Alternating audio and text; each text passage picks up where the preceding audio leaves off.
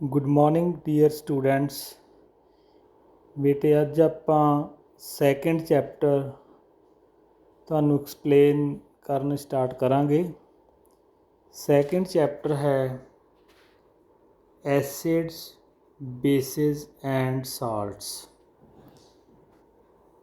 Acids ਤੇਜ਼ਾਬ, basis ਖਾਰਾ ਜਿਸ ਨੂੰ ਕਿਹਾ ਜਾਂਦਾ ਹੈ, ਐਂਡ ਸਾਲਟਸ ਲੂਣ।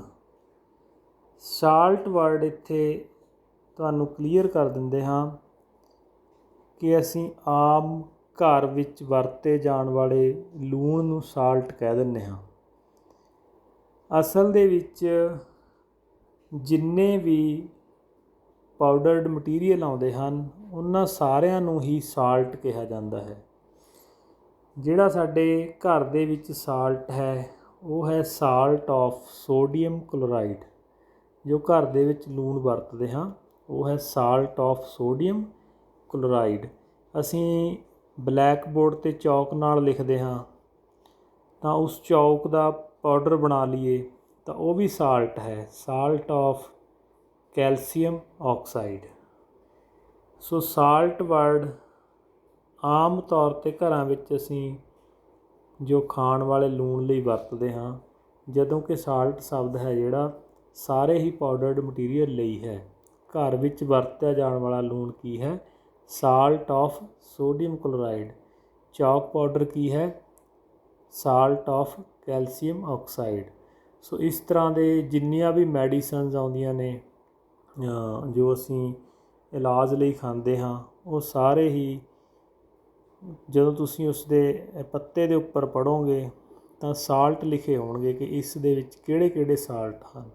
ਸੋ ਸਾਲਟ ਵਰਡਸ ਤੁਹਾਨੂੰ ਕਲੀਅਰ ਹੋਣਾ ਚਾਹੀਦਾ। ਕੋਈ ਵੀ ਪਾਊਡਰਡ ਮਟੀਰੀਅਲ ਹੈ ਜਿਹੜਾ ਉਹ ਸਾਲਟ ਕਿਹਾ ਜਾਂਦਾ ਉਸ ਨੂੰ।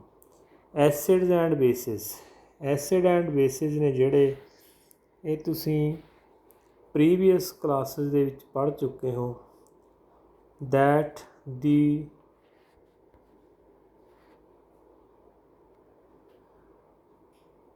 sour and bitter tastes of food are due to acids and bases respectively present in them।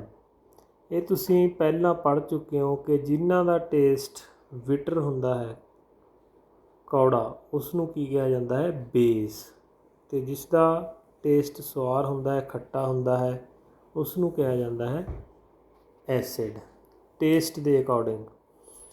ਅਤੇ ਇਸ ਚੈਪਟਰ ਦੇ ਵਿੱਚ ਅਸੀਂ ਇਹ ਡਿਟੇਲ ਵਿੱਚ ਪੜ੍ਹਨਾ ਹੈ ਕਿ ਐਸਿਡ ਕੀ ਹਨ, ਬੇਸ ਕੀ ਹਨ, ਸਾਲਟਸ ਕੀ ਹਨ। ਇਹ ਤਾਂ ਗੱਲ ਟੇਸਟ ਦੀ ਹੋ ਗਈ ਕਿ ਟੇਸਟ ਨਾਲ ਅਸੀਂ ਚੈੱਕ ਕਰ ਸਕਦੇ ਹਾਂ। Bitter substances are bases and sour substances are acidic ਰਿਸਪੈਕਟਿਵਲੀ।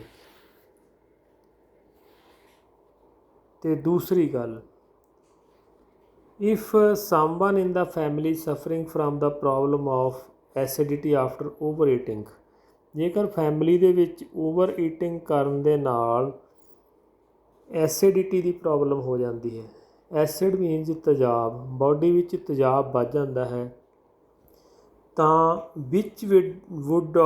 Which of the following wood you suggest as a remedy.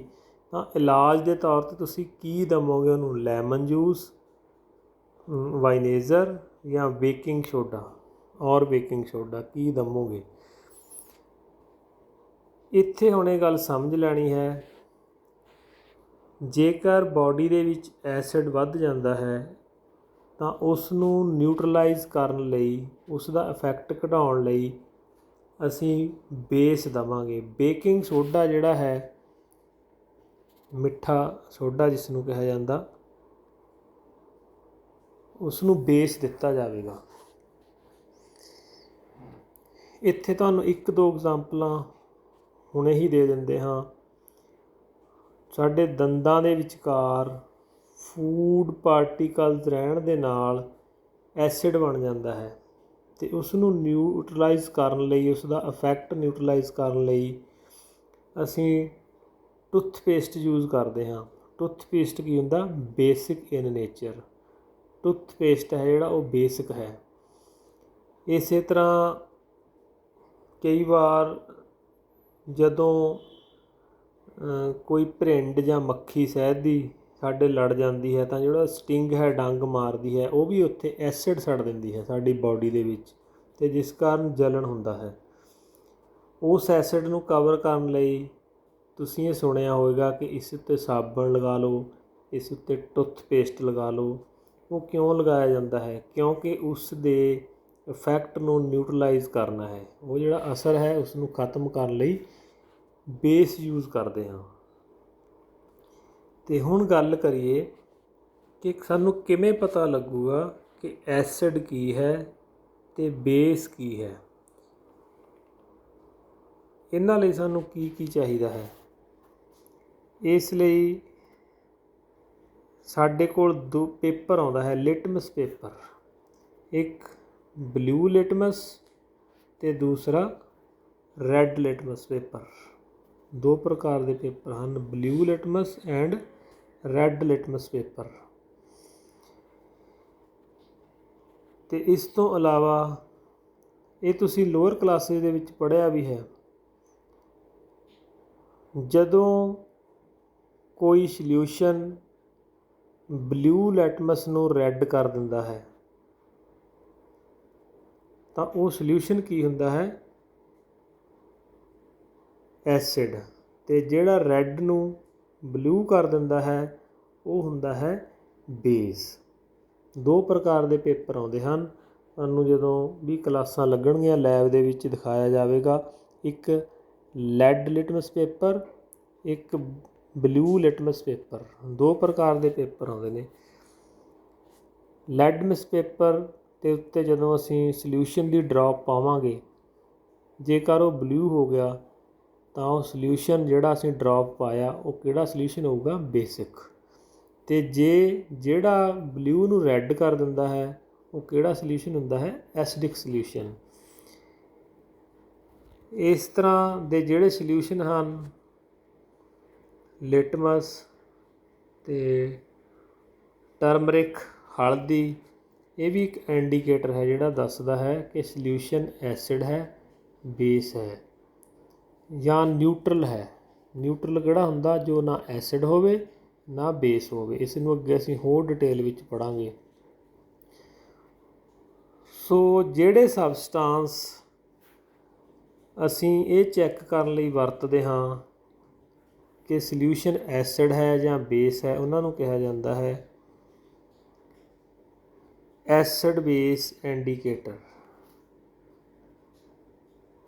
Acid base indicator.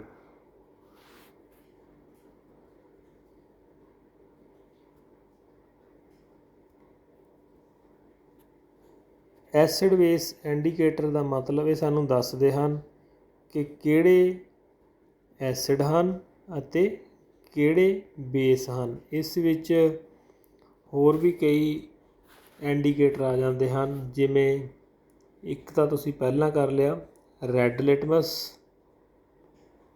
ਅਤੇ ਬਲੂ ਲਿਟਮਸ, ਟਰਮਰਿਕ, ਹੋਰ ਵੀ ਹਨ ਮਿਥਾਈਲ ਔਰੇਂਜ, ਫਿਨੋਥਫਲੀਨ। ਇਹ ਸਾਰੇ ਹਨ ਜਿਹੜੇ ਦੱਸਦੇ ਹਨ ਟੂ ਟੈਸਟ ਫਾਰ ਐਸਿਡਿਕ ਔਰ ਬੇਸਿਡ। ਇਹਨਾਂ ਸਾਰਿਆਂ ਦੀ ਵਰਤੋਂ ਕੀਤੀ ਜਾਂਦੀ ਹੈ ਇਹ ਚੈੱਕ ਕਰਨ ਲਈ ਕਿ ਸਲਿਊਸ਼ਨ ਐਸਿਡਿਕ ਹਨ ਜਾਂ ਬੇਸਿਕ ਹਨ।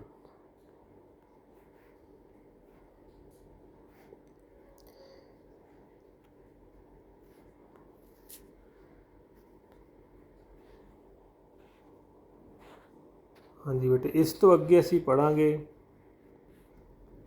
Understand the chemical properties of acidic and base. Acid ਅਤੇ ਬੇਸ ਦੀਆਂ ਕੈਮੀਕਲ ਪ੍ਰੋਪਰਟੀਜ਼ ਕੀ ਹਨ? ਪਹਿਲੀ ਪ੍ਰੋਪਰਟੀ 2.1 ਹੈ ਜਿਹੜਾ ਇਸ ਦਾ ਪਹਿਲਾ point 2.1.1 acids and basis are in laboratory. Laboratory ਦੇ ਵਿੱਚ ਕਿਹੜੇ ਕਿਹੜੇ ਐਸਿਡ ਹਨ, ਕਿਹੜੇ ਕਿਹੜੇ ਬੇਸ ਹਨ, ਇਹ ਤੁਹਾਨੂੰ ਲੈਬ ਵਿੱਚ ਦਿਖਾਏ ਵੀ ਜਾਣਗੇ।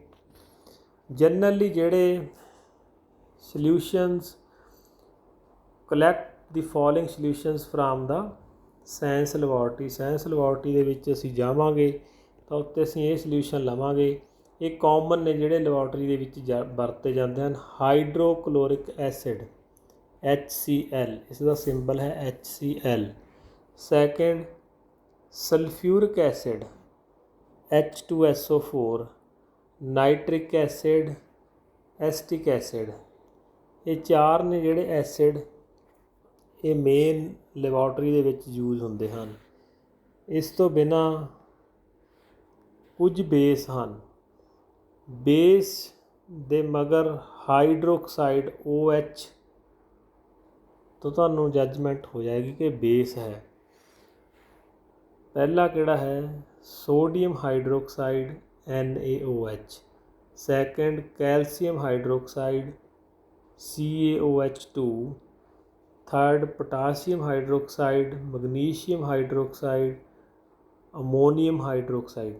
ਇਹ ਸਾਰੇ ਬੇਸ ਹਨ। ਜਦੋਂ ਅਸੀਂ ਕੋਈ ਵੀ ਐਸਿਡ ਇਹਨਾਂ 'ਚੋਂ ਲੈ ਲਈਏ, ਹਾਈਡਰੋਕਲੋਰਿਕ ਐਸਿਡ ਲੈ ਲਈਏ, ਸਲਫਿਊਰਿਕ ਐਸਿਡ ਲੈ ਲਈਏ, ਨਾਈਟ੍ਰਿਕ ਐਸਿਡ ਲੈ ਲਈਏ ਜਾਂ ਐਸਟਿਕ ਐਸਿਡ ਲੈ ਲਈਏ, ਜਦੋਂ ਇਹਦਾ ਡ੍ਰੌਪ ਅਸੀਂ ਬਲੂ ਲਿਟਮਸ ਪੇਪਰ 'ਤੇ ਪਾਵਾਂਗੇ ਤਾਂ ਉਹ ਰੈੱਡ ਹੋ ਜਾਏਗਾ। ਇਸ ਤੋਂ ਇਹ ਕਲੀਅਰ ਹੋ ਜਾਊਗਾ ਕਿ ਐਸਿਡ ਹਨ। ਅਤੇ ਜਿਹੜੇ ਬੇਸ ਹਨ, ਸੋਡੀਅਮ ਹਾਈਡਰੋਕਸਾਈਡ,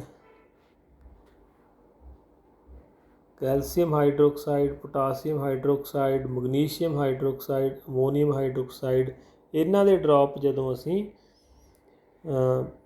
ਰੈੱਡ ਲਿਟਮਸ ਦੇ ਉੱਤੇ ਪਾਵਾਂਗੇ ਤਾਂ ਉਹ ਬਲੂ ਹੋ ਜਾਏਗਾ ਉਸ ਦਾ ਕਲਰ। ਅਤੇ ਇਸ ਤੋਂ ਪਤਾ ਲੱਗ ਜਾਂਦਾ ਹੈ ਕਿ ਇਹ ਜਿਹੜੇ ਸੋਲਿਊਸ਼ਨ ਹਨ ਬੇਸਿਕ ਸੋਲਿਊਸ਼ਨ ਹਨ।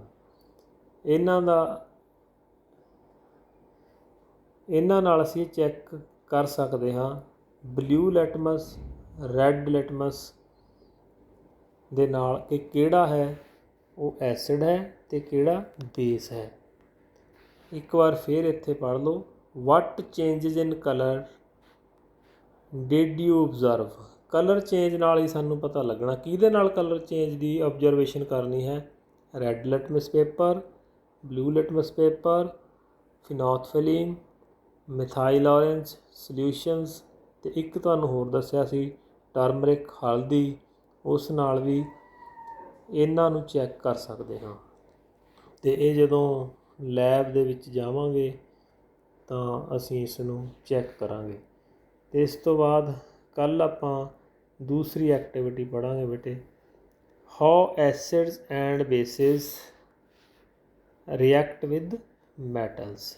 ਐਸਿਡ ਅਤੇ ਬੇਸ ਮੈਟਲ ਨਾਲ ਰਿਐਕਟ ਕਿਵੇਂ ਕਰਦੇ ਹਨ। ਮੈਟਲਸ ਤੁਸੀਂ ਪੜ੍ਹੀਆਂ ਹਨ। ਜਿੰਨੇ ਵੀ ਐਲੀਮੈਂਟਸ ਇਲੈਕਟ੍ਰੋਨ ਛੱਡਦੇ ਹਨ 9th ਦੇ ਵਿੱਚ ਤੁਸੀਂ ਪੜ੍ਹਿਆ ਹੈ।